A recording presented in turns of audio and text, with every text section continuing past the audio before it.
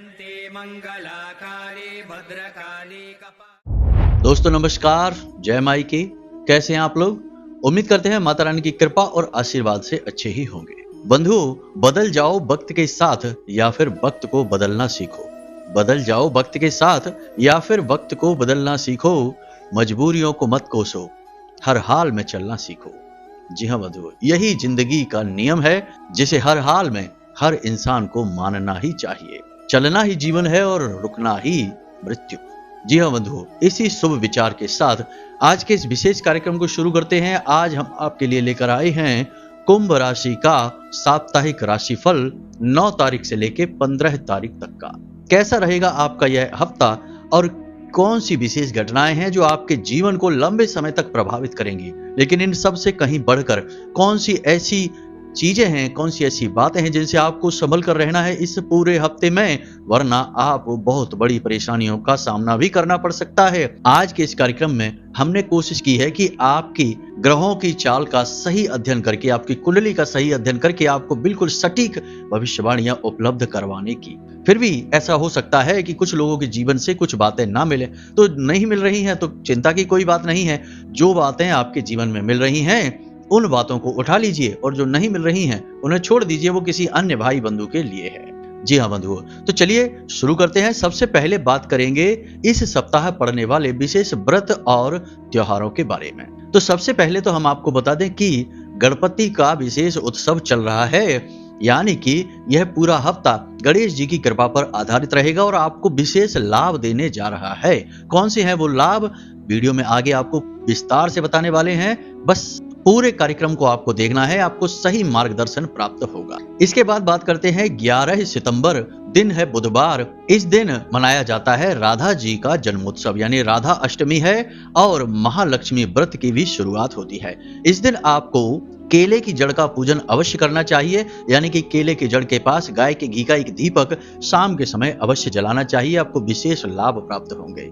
इसके बाद 14 सितंबर, दिन है शनिवार, परिवर्तनी एकादशी। और फिर 15 सितंबर दिन है रविवार, मनाया जाएगा वामन जयंती। यह भी विशेष पर्व है, भगवान विष्णु की पूजा पाठ की जाती है और आप भी इस दिन भगवान के मंदिर में जाकर पूजा पाठ अवश्य करें, विशेष धन लाभ आपको प्राप्त होंगे।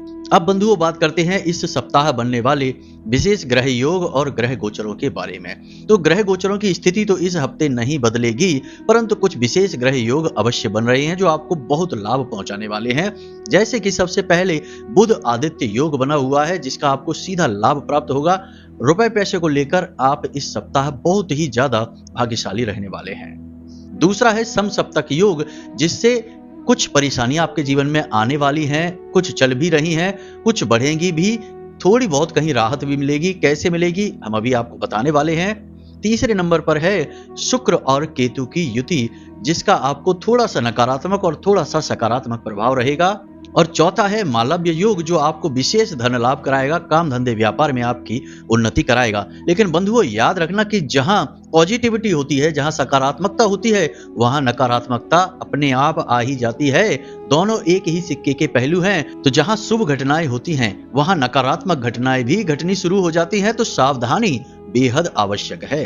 जी हाँ बंधुओं, तो ये तो था आपका ग्रह गोचर और विशेष योग। अब इनके लाभ और हानियां क्या रहेंगी इस सप्ताह में विस्तार से बात करने जा रहे हैं। तो अब देखते हैं कि इस सप्ताह आपका फोकस कहां रहेगा, यानी पूरा ध्यान आपका किस बात पर रुका रहेगा। तो इस सप्ताह आपका पूरा ध्यान 2 बातों पर लगा रहेगा।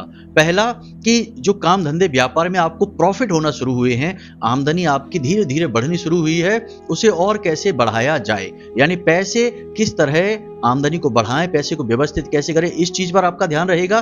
दूसरा, आपका सबसे अधिक ध्यान आपकी सेहत के ऊपर भी रहेगा, क्योंकि धीरे धीरे आपकी सेहत गिर रही है, समस्याएं बढ़ रही हैं। तो अब आप जागरूक हो गए हैं, तो अपनी सेहत के लिए आप योग प्राणायाम वगैरह भी प्रारंभ कर सकते हैं, कसरत वगैरह भी प्रारंभ कर सकते हैं। 2 जगहों पर आपका विशेष ध्यान रहेगा। अब देखते हैं कैसा रहेगा आपका पारिवारिक जीवन, दाम्पत्य जीवन, काम धंधे व्यापार, नौकरी, विद्यार्थी जीवन और सेहत। सारी बातें विस्तार से करते हैं। चलिए शुरू करते हैं, लेकिन हम चाहेंगे कि इससे पहले आप माता रानी को आभार अवश्य व्यक्त करें। तो कमेंट बॉक्स में 1 बार नहीं 3 बार लिखना, जय मां बगलामुखी। माता बगलामुखी की कृपा रही तो आपके जीवन में बस मौज ही मौज रहेगी, क्योंकि माता रानी तो राजयोग की देवी हैं। तो चलिए जल्दी से लिखिए, फिर आगे बढ़ते हैं। तो सबसे पहले बात करते हैं बंधु आपके परिवार के बारे में। तो परिवार में इस सप्ताह कुछ खास नहीं है, सब सामान्य रहने वाला है। परिस्थितियां आपके अनुकूल ही रहेंगी, यानी परिवार की तरफ से शांति रहेगी। आपका मनोबल ऊंचा भी रहेगा, क्योंकि आप क्या है, भावुक इंसान हैं। आप दूसरों पर निर्भर रहते हैं अपनी भावनाओं की स्थिरता के लिए। यदि घर में कलेश हो गया, किसी बात को लेकर विवाद हो गया, तो आपका पूरा दिन खराब हो जाता है। तो ऐसा कुछ भी नहीं होगा इस सप्ताह। आपको भाई बहनों से भरपूर सहयोग भी प्राप्त होगा। अब दूसरा यह भी होगा कि घर के जो बड़े हैं उनके साथ आपका मेल जोल थोड़ा सा कम हो पाएगा, उनसे कम बातचीत आप कर पाएंगे। कामकाज की अधिकता भी हो सकती है, थोड़ी सी थकान भी हो सकती है, कुछ भी बात होगी, लेकिन बड़ों के साथ आप कम बैठ पाएंगे। परिवार में भी आप समय थोड़ा कम ही दे पाएंगे। इसी के साथ साथ सप्ताह के मध्य में आपके घर में कोई मेहमान आ सकता है, कोई ऐसा सदस्य आएगा जिसके आने से आपको अच्छा तो लगेगा, आपकी पुरानी यादें भी ताजा हो जाएंगी।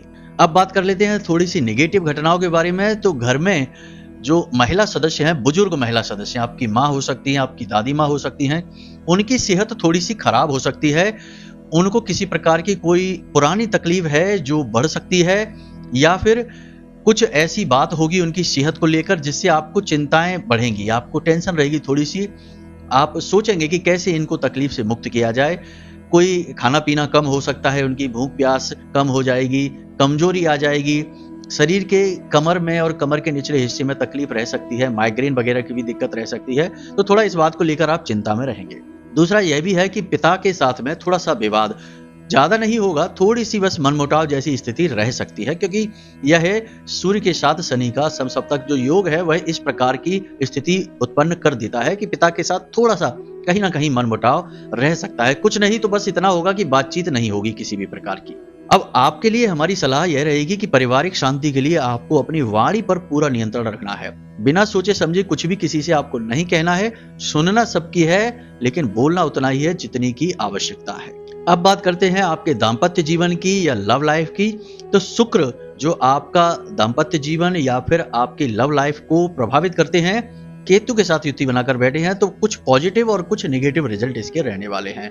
तो पॉजिटिव रिजल्ट की बात कर लेते हैं। आपका दाम्पत्य जीवन सामान्य रहेगा, कोई परेशानी की बात नहीं है। आप दोनों के बीच में अंडरस्टैंडिंग अच्छी रहेगी, लेकिन आपको अपना ईगो बीच में नहीं लेकर आना है, यानी कि समस्या आपकी तरफ से ही होगी।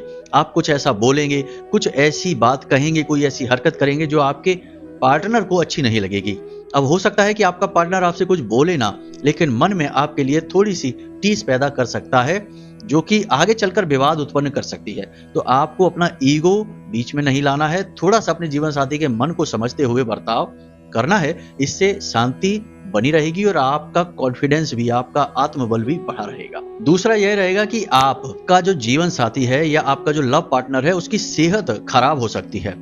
कोई एलर्जी की समस्या हो सकती है, मौसम से जुड़ा कोई रोग उसे परेशान कर सकता है, किसी प्रकार का इन्फेक्शन हो सकता है, तो कोई रोग उसे परेशान कर सकता है और इस बात से आप भी परेशान हो जाएंगे। क्योंकि सीधी सी बात है कि आपका साथी है, आपका लव पार्टनर है, दाम्पत्य में आपका जो जीवन साथी है, उसकी अगर सेहत खराब होगी तो आपको तो चिंता होगी ही। बिल्कुल सामान्य सी बात है, ये कोई बड़ी बात नहीं है। आप उसकी सेहत समाधान के लिए कुछ ना कुछ करेंगे भी। इसी के साथ साथ इस सप्ताह के मध्य तक आपके जो पार्टनर है, यानी कि जो लव पार्टनर है या फिर जीवन साथी है, उनके परिवार के किसी सदस्य से आपकी मुलाकात होगी। मुलाकात अच्छी रहेगी, आपको अच्छा लगेगा, सब पॉजिटिव रहेगा, कुछ भी नेगेटिव नहीं होगा। इसी प्रकार वैसे तो सब सामान्य रहेगा, कोई समस्या नहीं है। सप्ताह के अंत में आप दोनों कहीं किसी उत्सव में शामिल होने के लिए जा सकते हैं, कहीं बाहर घूमने के लिए जा सकते हैं, यानी कि आप दोनों अपना पर्सनल समय यानी व्यक्तिगत समय अपना साथ में गुजारेंगे। इससे आपकी बॉन्डिंग भी मजबूत होगी और कुछ अगर थोड़ी बहुत कंफ्यूजन भी है आप दोनों के रिश्ते के बीच में, तो वह भी समाप्त हो जाएगी। फिर भी हम आपको सलाह यही देंगे कि आपको अपने ईगो को बीच में नहीं लाना है, थोड़ी सी अपने दिल में सहनशीलता बढ़ानी है। छोटी छोटी बातों को अगर आप दिल पे लेने लगेंगे तो फिर बात खराब हो जाएगी, रिश्ता ठीक से नहीं चल पाएगा। तो अब बात कर लेते हैं आपके काम धंधे व्यापार की। तो बुधादित्य योग बना हुआ है, मालव्य योग भी बना हुआ है, तो इसके आपके ऊपर 3 प्रभाव रहेंगे। प्रभाव और भी रहेंगे, लेकिन 3 प्रभाव अधिक बड़े रहेंगे। तो एक एक करके देख लेते हैं। सबसे पहले आपको आपके व्यापार में एक बड़ा सहयोग मिलेगा। अब सहयोग कैसा रहेगा? कहीं से किसी प्रकार का पैसा आपको मिल सकता है, कोई फंड आपको मिल सकता है, कोई आदमी ऐसा होगा जो आपको सलाह देगा और उसकी सलाह से आपकी व्यापार में तरक्की होगी। दूसरा यह भी हो सकता है कि किसी प्रकार की पार्टनरशिप वगैरह का भी आपको ऑफर मिल सकता है। हर एक ऑफर आपके व्यापार को बड़ा करने के लिए मिलेगा। यह अच्छा अवसर रहेगा, इसे आपको ले लेना चाहिए। दूसरा फायदा यह रहेगा आपको कि आपका जो रुका हुआ कहीं पर पैसा था, कोई फंड वगैरह था, किसी की उधारी वगैरह थी, तो वह आपको मिल जाएगी। कोई रेंट था, इसकी वजह से आपको पैसा मिलेगा, यानी कि कहीं पर आपका किराए पर आपने कोई प्रॉपर्टी वगैरह दे रखी थी तो उसका पैसा आपको मिल जाएगा। किसी लोन वगैरह के लिए अप्लाई कर रखा था तो वह भी आपको मिल जाएगा। यानी कहीं ना कहीं से पैसे का आगमन होगा और आप उस पैसे का प्रयोग अपने व्यापार के लिए कर पाएंगे। तीसरा लाभ आपका यह रहेगा कि आपको इस सप्ताह नई डील्स मिलेंगी, नए कस्टमर मिलेंगे, आपका व्यापार बड़ा होगा, आपकी सेल्स बढ़ेगी, जिसकी वजह से आपका उत्साह भी बढ़ा रहेगा। आपका पूरा ध्यान इस बात पर रहेगा कि आप कैसे इस व्यापार को और बड़े से बड़ा बना सकें, कैसे इस जो पॉजिटिव जो हवा चली है आपके व्यापार में, इसे और कैसे इसका लाभ ले सकें अधिक से अधिक। अब चौथा प्रभाव इसका थोड़ा सा नेगेटिव है कि आपके वर्कर जो आपके यहाँ काम कर रहे हैं, कोई दुकान है तो जो लोग आपके यहाँ दुकान पर काम कर रहे हैं, फैक्ट्री वगैरह है तो उस फैक्ट्री में जो वर्कर हैं, कर्मचारी हैं, वे आपको परेशान कर सकते हैं। यह समसप्तक योग का प्रभाव हो सकता है कि आपके वर्कर आपको इस सप्ताह परेशान कर सकते हैं। दूसरा प्रभाव नकारात्मक यह रहेगा कि आपके यहाँ जो मशीनरी है उसके ऊपर आपका खर्चा इस सप्ताह होगा।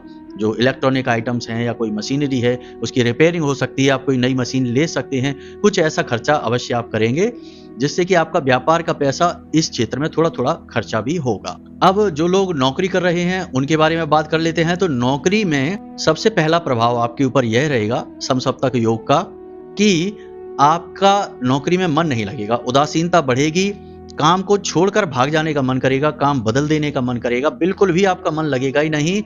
नई नई आपको जो रिस्पॉन्सिबिलिटी जिम्मेदारियां मिल रही हैं काम में, जो चैलेंजेस बढ़ते जा रहे हैं, उनसे आप परेशान हो जाएंगे। आपके मन में चिढ़ का भाव उत्पन्न होने लगेगा, अपने ही काम से आपको चिढ़ होने लगेगी।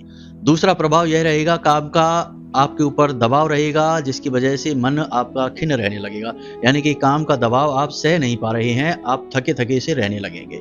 तीसरा प्रभाव आपके ऊपर यह रहेगा कि आपके उच्च अधिकारी आपके ऊपर पूरी नजर बनाकर रखेंगे। किसी बात को लेकर आपकी डांट भी पड़ सकती है, उच्च अधिकारियों से, आपके बॉस से किसी प्रकार की डांट पड़ सकती है। बाद में कुछ अच्छी सलाह भी आपके बॉस आपको देंगे, आपके मन को आपको समझाएंगे भी, चिंता की कोई बात नहीं है।